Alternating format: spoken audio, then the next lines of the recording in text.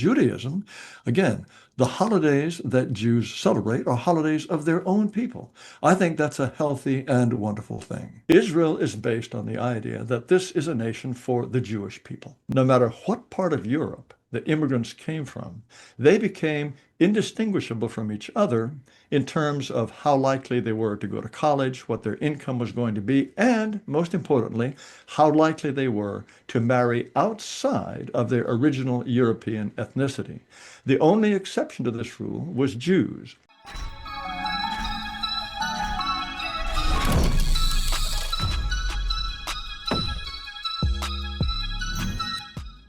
Hey, guys, Raf here from the Endgame Investor, and I got a very special and important guest today. That is Jared Taylor, Mr. Jared Taylor, the editor of American Renaissance magazine. And I don't really know much about this man, but he was referred to me by Phil, and if you watch the channel, you will know who Phil is. And the only thing I know about Mr. Taylor is what I see online, and I know a lot of that is not accurate. But it intrigued me because it gave me the impression that Mr. Taylor is probably the worst person in the world, on the planet, and not even this planet, but any conceivable planet in all quantum universe options. So I want to hear what he has to say, and I'm just going to open up the discussion with what I think, what I believe your beliefs are, and I really don't know anything. I'm very ignorant on this, and I want to know. Because All when right. people say that somebody is the worst person in the world, they're probably very interesting, and I mean that seriously. So, from what I understand, you believe that white people are a race and that they are in trouble and that they need to be helped and their culture has to be fixed. Um, but that I know you believe that some cultures are better than others or superior to others, and I think that's an obvious statement because let's say a culture that champions the slaughter of children to Baal or Molech is inferior to a culture that nurtures children, right? And unfortunately, in America, we've gone back to the culture of mutilating children again for they call it what do they call it? Gender affirmation surgery, whatever they want to say. So there's obviously superior and inferior cultures. Now, Yes. I'm not sure if there are, according to you, superior and inferior races. I'm not even sure what a race is exactly. I hope that you could fill me in on that and what makes the white people a race.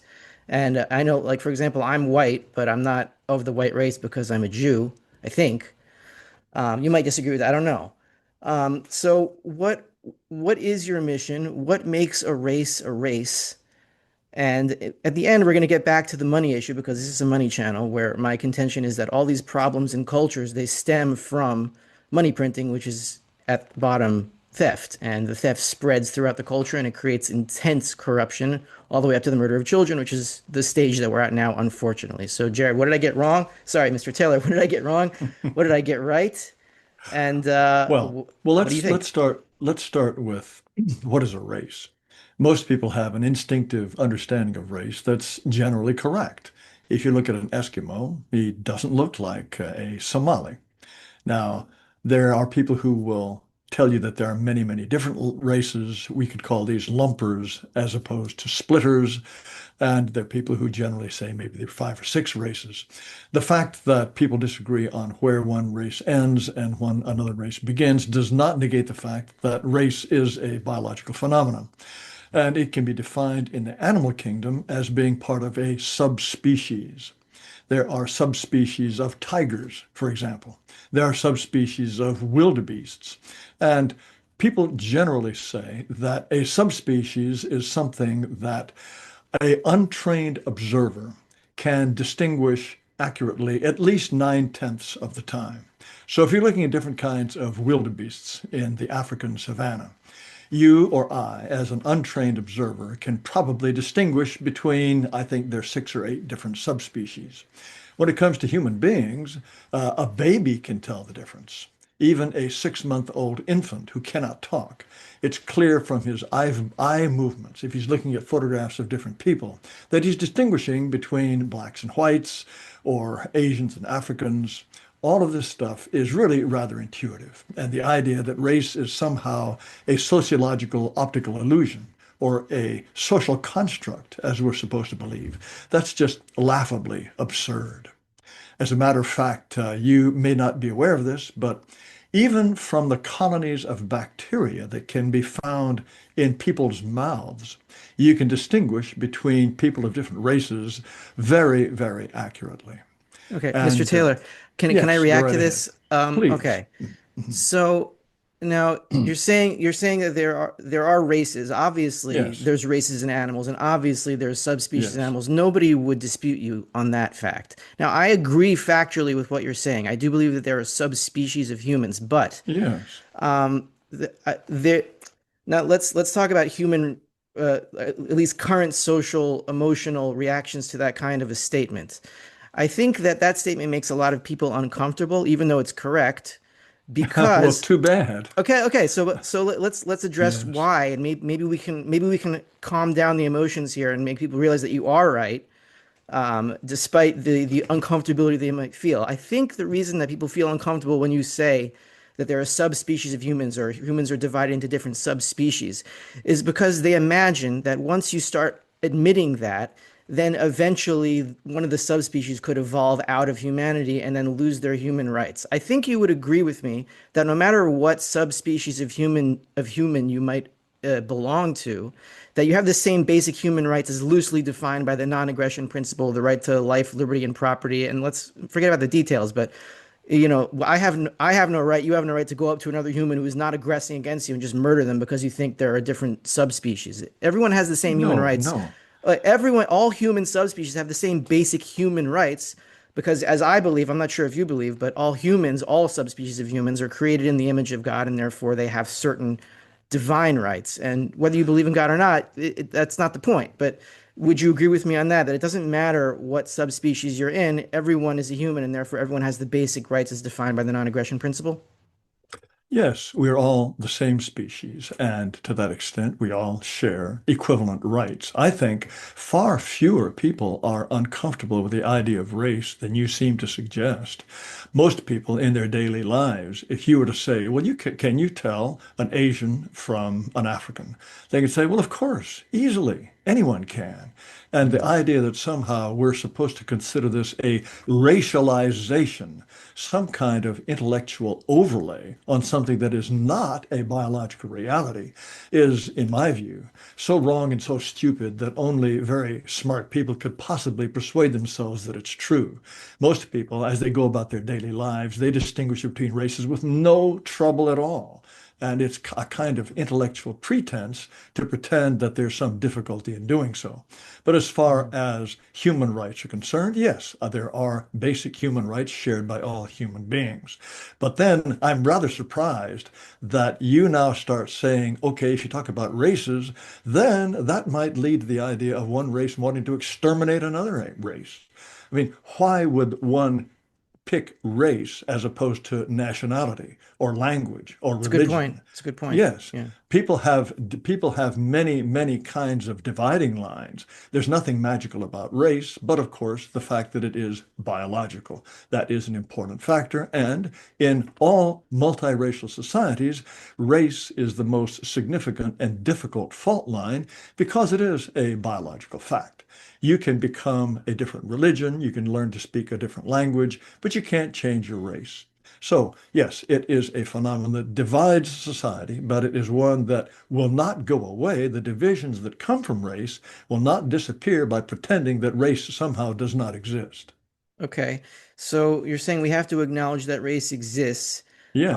Is interracial interaction, is that inherently a bad thing, or is it something that just has to be managed? Because I'm sure you appreciate your country, America. I don't know exactly what you appreciate and what you don't appreciate about it, but it seems to me that the concept of the West, that let's put race to the side for, a little bit, and we not to deny that it exists, but regardless of what sub race or race of humanity we're in, we can all work together economically, and we all have the same basic human rights, and that's what American society should be based on. Would you agree with that? Well, if you go back to the founding of the United States, it was founded by people who were explicitly white. They consider themselves white. And if you look at the first naturalization law, passed in 1790. This is the first Congress of the United States, a brand new country. First met in 1989. I'm sorry, 1789. Yeah. And it had to figure out a lot of basic things. What kind of country is this? Who is going to become an American? And the very first law passed to that effect reserved citizenship to free white persons of good character. So the United States was founded explicitly as a white country. And until 1965, it had an immigration policy that was deliberately designed to keep the country majority white. So the idea that somehow from the beginning, the United States was this kind of anyone goes, we welcome all, that is a complete myth.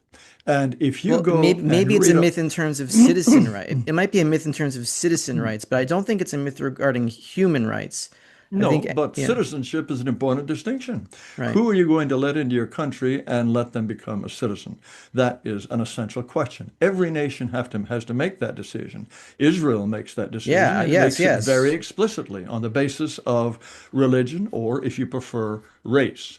And I think people who say, oh, well, it's a religion matter, not a race matter. Well, was Albert You Einstein know, a Jew? Well, he was an atheist. He's we're still a we're Jew, and we're everyone we're a recognizes mix. that. We what we are is a Yes. little bit different. We're a mix. Well, We are a nation. I mean, if you take the biblical yes. account, that has a Yes. constitution called the Torah, and some of us follow it and some of us don't. Like imagine America gets exiled, and you have this group of Americans that are really into judicial Supreme Court precedents or something, and they follow American law even in exile, but it's kind of watered down, but it's not really. But they remember their grandparents were American, and they try to preserve whatever American traditions they had. They eat turkey on Thanksgiving, even if they're in like Swaziland or something, just to preserve it. And then that's sort of what we are.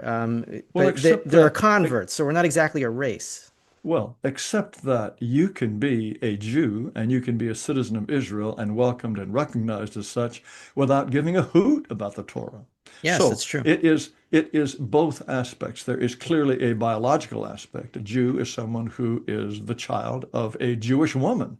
It's hard to be any more specifically biological than that. Yes, it is possible to convert to Judaism, but Israel is based on the idea that this is a nation for the Jewish people. Hmm. Most nations that we see today were founded, it was taken for granted. France was to be for French people. Germany was to be for German people.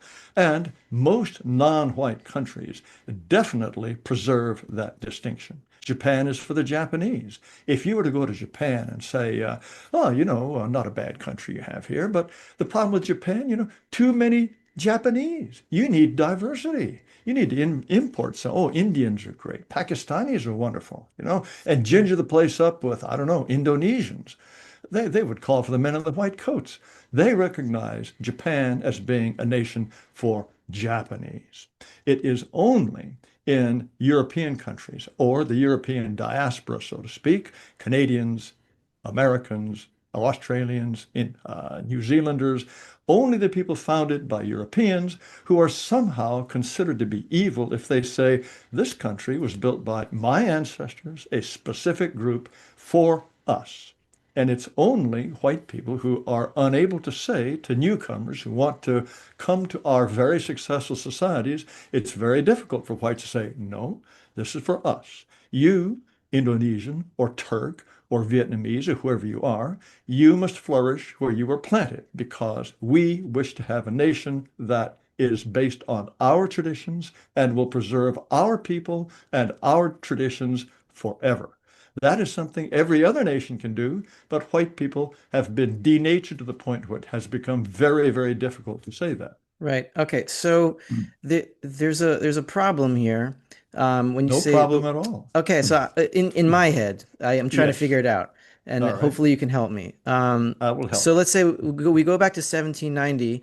Even at that point, America was filled with a lot of people that would have been considered separate races in their home countries, France, England, Spain, Scotland. I mean, these are all different. These would all be different races in their Mm. home countries, and then they end up in America in the early 1700s until through the Revolution, and now they're all considered white. I mean that's to me that just sounds like a more general term for someone who came from Europe who has white skin, but that wouldn't have been considered a race back in Europe. So there's not much cultural identity, there's not much racial identity in whiteness because before they came to America, before they crossed the ocean, they would have just been considered French or German or Italian or wherever they came from, Irish, whatever. And they all end up in America. And now what are they going to be called?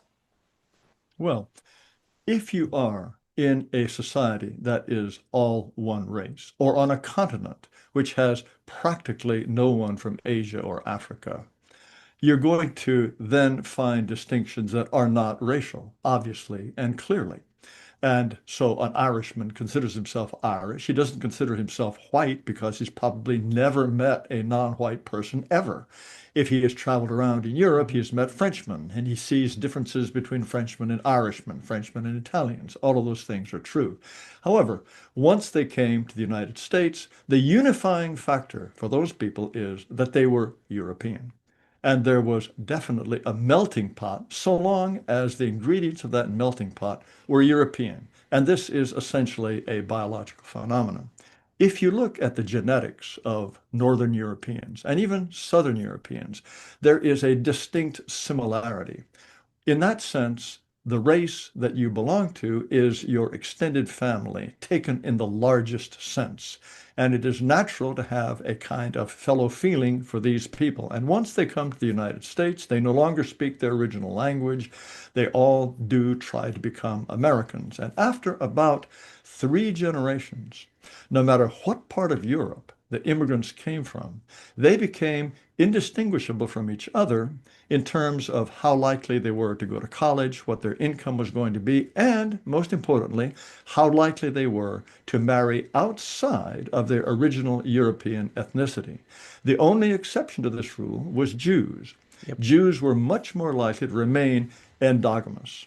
And so that is a slightly separate aspect of the melting pot. But as far as Gentile Europeans are concerned, the melting pot really did work in a successful way. To then say, well, okay, the melting pot's going to work for everybody from everywhere. That is obviously folly.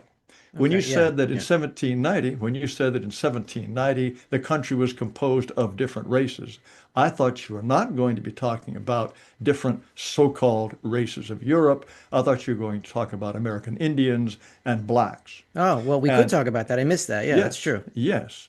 And when you talk about American Indians and blacks, and you say, well, okay, the Europeans who showed up, the ethnics, the Hungarians, the Italians, the Irish, they were swallowed with a certain amount of complexity. There were Anglos who wanted no Irish. There were Anglos who didn't want anybody whose name ended in a vowel. Yes, there were such people, but Europeans more or less managed to assimilate. And as I said, in about 3 generations, they became sociologically indistinguishable from the founding stock. That was never the case with American Indians and blacks. They were always a distinct people, despite having been on the continent for, in many cases, even up to a century or more longer than the European ethnics who showed up. Why were they not assimilated? Some people say, well, because they were discriminated against, this, that, and the other. Well, those discrimination, as all of that discrimination, certainly in an official way, has ended, and yet they are still distinct, unassimilated groups because assimilation is so much more difficult if you're trying to cross a racial boundary. Hmm. Okay. I understand that point. Now, this is going to be a big question. What are the Okay. what are the problems you see in America? Where do they come from, and how is it solvable now? Are these immigration problems solved? What should be done with these races that are not of the white race? Should they be expelled? Should they just be left alone? Should we take away the right to vote from them so they stop polluting the Well, Congress? I mean, what are we supposed to no. do? Yes, that is a big and a very, very difficult question.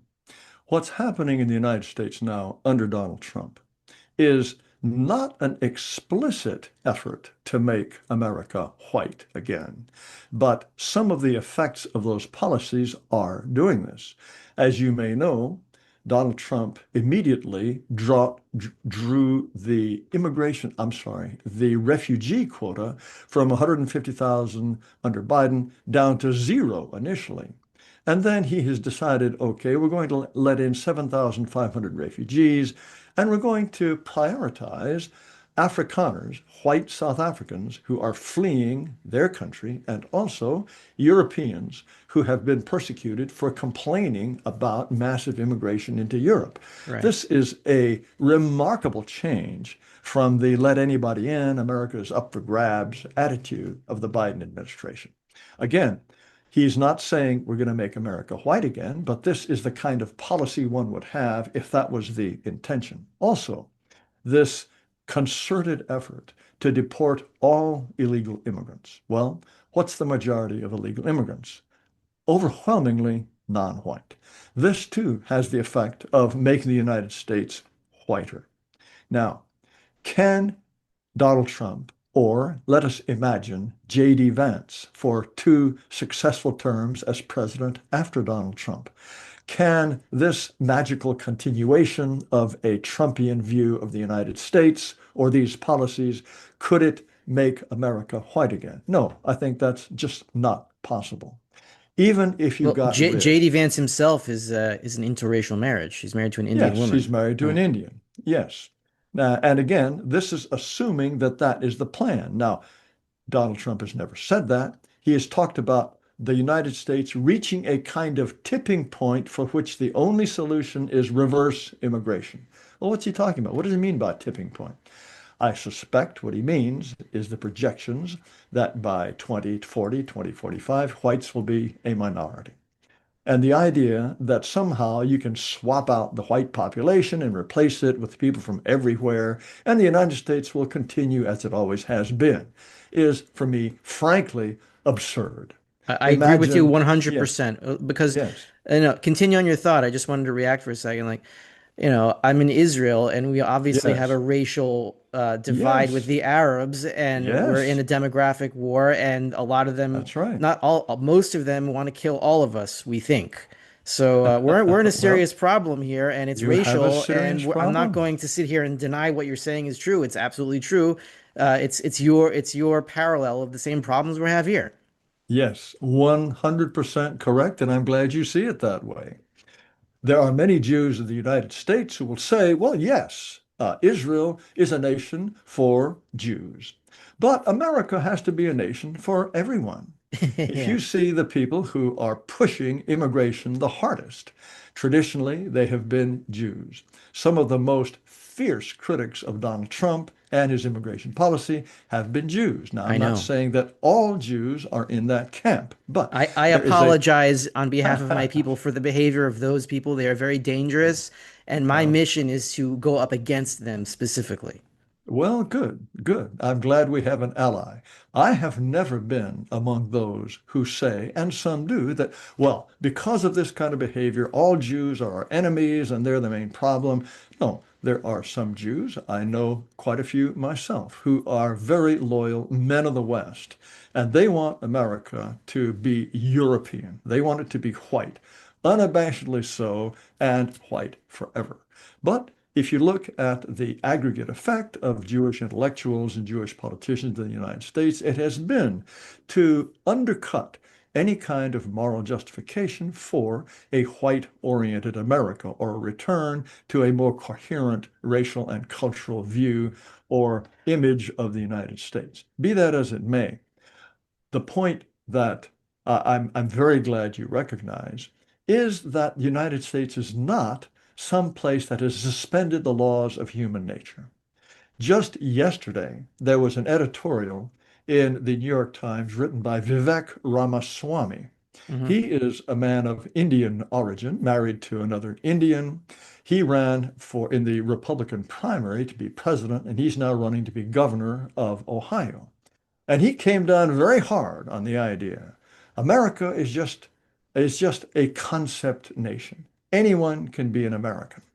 Now, very interesting that he is formulating a reason to say, okay, that means I'm just as American as somebody who came over on the Mayflower. Well, that's a very handy position to take for people who are, in effect, newcomers who are racial aliens, frankly, to the ideas of the founding fathers. But this is based on the idea of what Vivek Ramaswamy calls American exceptionalism. The idea that, as I just said, you could replace the founding stock with people from anywhere and everywhere, and it would still be American. This preposterous nonsense, utter nonsense, is something that he would apply only to the United States. He says this is American exceptionalism. Well, the United States has not suspended the laws of human nature. And to pretend that it has ultimately leads to the suicide of the United States as it was founded, and I would wish it to be. So what can the United States do now to preserve whatever good it has left? What do they need to do? To me, the idea of the United States as a political entity, it is something that my ancestors have been part of even before it was a country. The first Taylor came in 1635.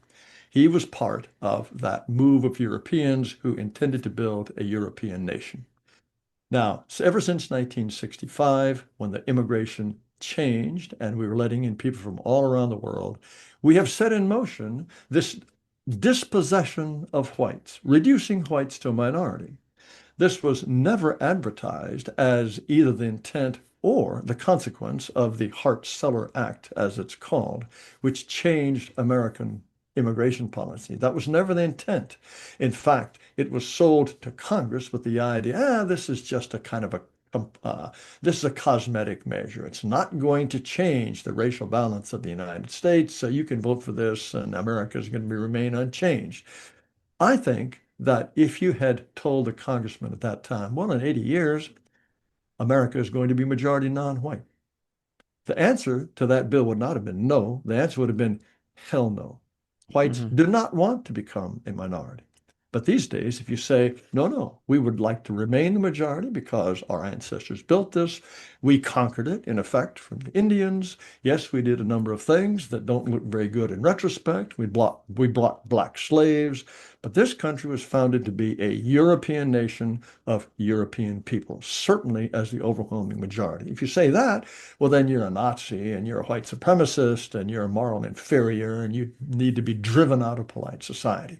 And yet that was the idea of America. So what do we do now?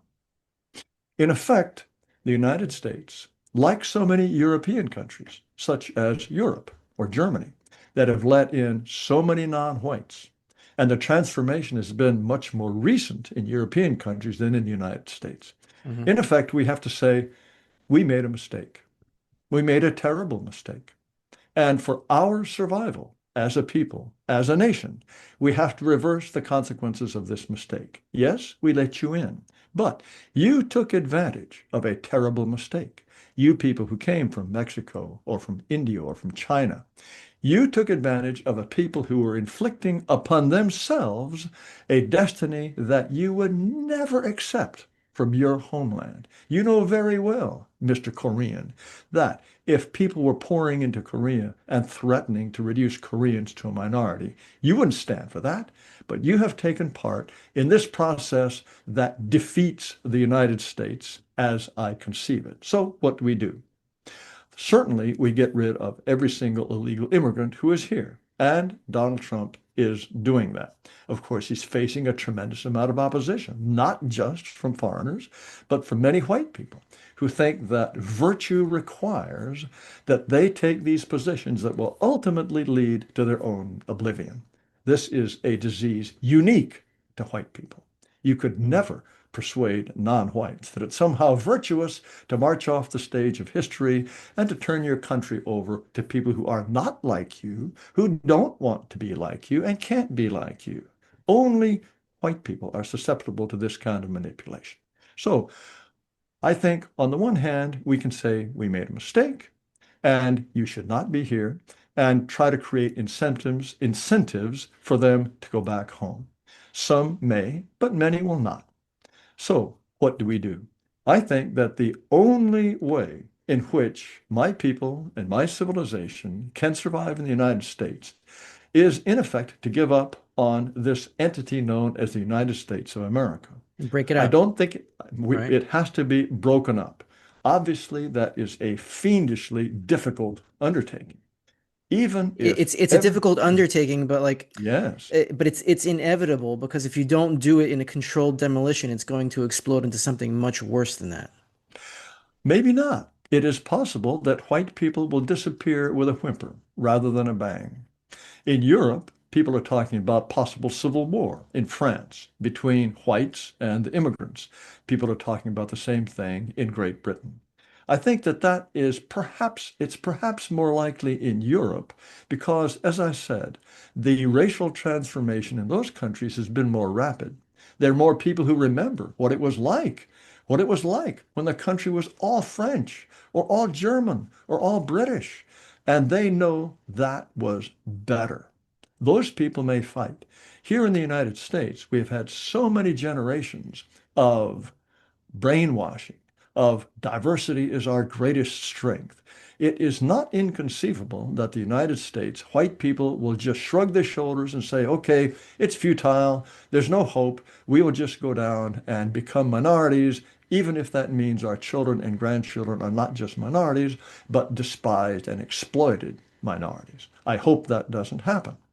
Now, the alternative is perhaps violence. I think that can be avoided. I think these things can be worked out. If enough white people finally realize what is at stake, that their culture and their destiny and their descendants are threatened with the worst kind of exploitation and dispossession, they will start saying, look, we've got to work something out. And I believe that will result in a kind of territorial division. My suspicion is that it will start small. You're never going to get a Congress elected with an increasingly non-white electorate working out some kind of plan to say, okay, we can draw the lines here, we can draw the lines there. No, I think it's going to happen locally. And it will result in perhaps counties becoming consciously white and encouraging non-whites to move out. All of this can be done legally. But Mm. if we do nothing, and that's the title of one of my collections of essays, by the way, if we do nothing, the fate of whites is ultimately either to be shoved aside or genetically overwhelmed through miscegenation, in effect, one way or another, to go extinct. And I think no people should be condemned to that kind of fate. I agree complete with what you're saying.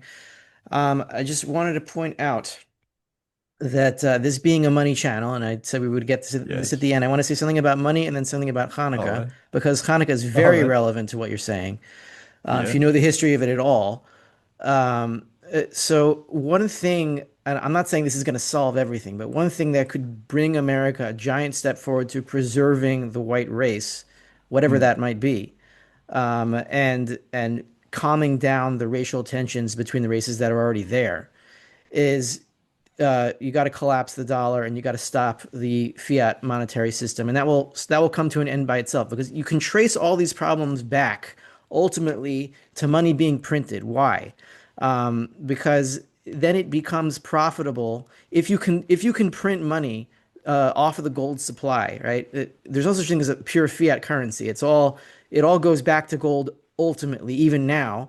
But if you can Mhm. if you can suck value from the existing currency and use it to spend on what you want because you're the government and you have the central bank to print the money first and therefore you get all the purchasing power, then you can import people who will then you can give them welfare and then that's basically buying a vote and then their people will infiltrate the government and then make them the flow of those immigrants even stronger. It's a self-reinforcing feedback loop that destroys the productive people because if you have a money that is honest and you can't just print it, then you have to preserve resources, right? You can't just afford to give people welfare if you can't print the money to do it, right? Because then you have to tax people directly, and they don't want that. So they will say no immigrants because then we see taxes being raised on me, and I have to give more of my paycheck, and I don't want that. But they can't see inflation immediately. So if you stop the inflationary process, you will stop the flow of immigration, and then you can start to rehabilitate the society.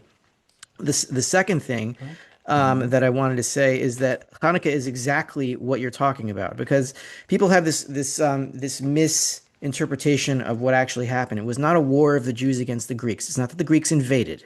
The assimilationist Jews, the miscegenationist Jews, as you were talking about miscegenation, so the Yes. Hellenized Jews who wanted to import the Greek culture into Judea, they basically said, you know, we're gonna. They wanted to do this for hundreds of years. They got really forceful about it. They invited Antiochus in to make these laws to force Hellenism on the Jewish culture, and then they took over the temple and they took up arms. They were supplied by Antiochus, and it was Jews versus Jews. It was a Jewish civil war, and ultimately the traditionalists won, and we got back the temple, and we killed a lot of our brothers and sisters. That's what happened.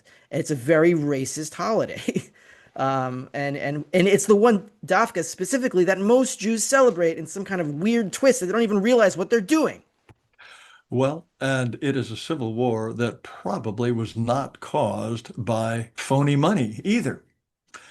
These things can happen. You can import people who are objectively your enemy, even if you don't have a central bank that is printing money. It's Now, true, but I but, don't, but they yes, did there was coin clipping, there was the dilution of money. They didn't have the technology to print it, but they did right, dilute it, and through that yes. process, it did make it worse. Yeah.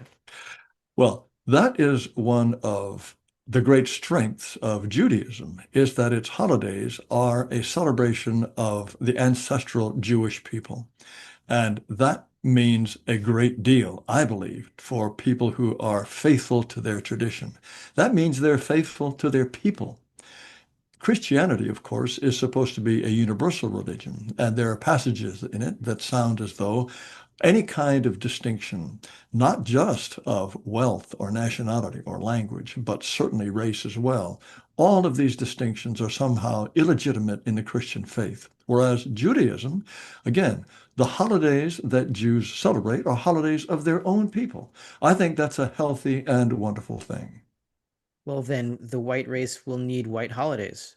We Something, used to have white holidays. We used to have George Washington's birthday. right? We have Thanksgiving, which is a white holiday. We used to have Lincoln's birthday. In the South, we had Robert E. Lee's birthday. These were all white holidays. Now we have to celebrate Martin Luther King. Now we have to celebrate something called Juneteenth, which Juneteenth, as if anyone cared about that. Two national holidays for blacks. As I like to point out, there are only two individuals whose birthdays are celebrated as national holidays in the United States. One is Jesus Christ and one is Martin Luther King. What kind of suicidal folly is that? But this is the kind of society that Americans have fashioned for themselves. As I said, we have made colossal mistakes. And undoing the consequences of these mistakes will be very, very difficult if changing the monetary system helps, and I'm not necessarily convinced that that's the case. I think all of the things could have happened. Cheap labor, for example. You can want cheap labor even if you have sound money, I feel sure. Although I don't entirely understand all of your arguments, I don't see why you might not want to import Mexican prune pickers if you can pay them cents on the dollar compared to native-born white Americans. But in any case, we need to solve this problem or we go extinct. I know that sounds like a harsh set of alternatives, but I believe 100% that that is what is in store for us if we do nothing. Well, just to answer a technical point of what you were saying, Yes. and then let's say we'll end on that, and I'll give you the closing words. Why you wouldn't necessarily import cheap Mexican labor if you're on an honest money standard Okay. is that if you're in the country that's printing money and handing out welfare based on inflation, right? And then you give people a base salary based on welfare because you can print money, and that's going to raise the rate that they would want to give up that money to work, right? Because they have to give up their welfare if they're going to get a job usually. So if you Yes. can't print the money, then the wages of an American versus a Mexican wouldn't be that different, and then an American would go to work because he can't get welfare because he's on an honest money standard, and you can't just print it. Well, I think welfare is a terrible thing. I believe that charity should be voluntary. Yeah. If I'm concerned about my fellow man, I should reach into my own pocket voluntarily and fund organizations that I think efficiently help people who are in need. Once you get the government in that business, this is charity at the point of a gun. The government pulls out a gun, in effect, and says, Taylor, pay up. And we're going to take X amount of what you pay up and we're going to give it to people you don't even know. And you probably might dislike them if you knew them. This to me is crazy. Obligatory charity runs against human nature in a profound sense. And it is this kind of government operation multiplied in so many different directions that has certainly been part of the problem. But I think that you could have that without sound money. But again, I'm not an expert on this and I'm in no position to debate you. But if we are to end on a note that I might be permitted to express, it is a profound admiration for what Jews have done. Jews who did not have a nation of their own. They said, look, we need one. We deserve one. And this is one that we believe was given to our ancestors by God. Jews went there, they established a nation, and they have a nation. In some respects, that is a model for racially conscious white people.